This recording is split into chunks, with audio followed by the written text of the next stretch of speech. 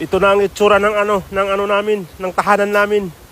Halos halos lumubog na lahat yung bahay sa loob ng lupa, oh. Halos nakabaon na. Porting paita ani, oy. Yan yung bahay namin, oh. Wala na.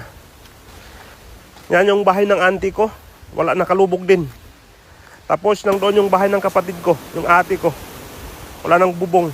Nakalubog pa sa lupa. Halos nakabaon na lahat sa lupa yung mga bahay dito. Grabe talaga kapalaran na to. Ewan kung bakit dumating ang kapalaran na ganito. Pobre na nga. Mas lalo pang nagkakapobre.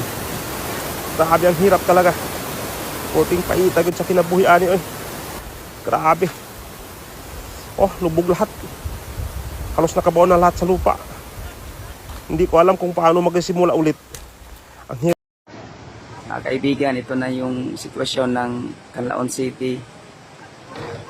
Grabe, naging ghost city na.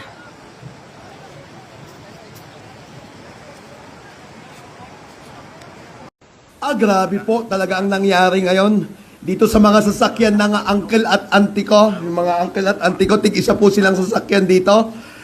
Naiwan po kasi malapit sa creek, kaya po dito po lahat ang buhos ng buhangin, lupa at tubig, talaga pong baon.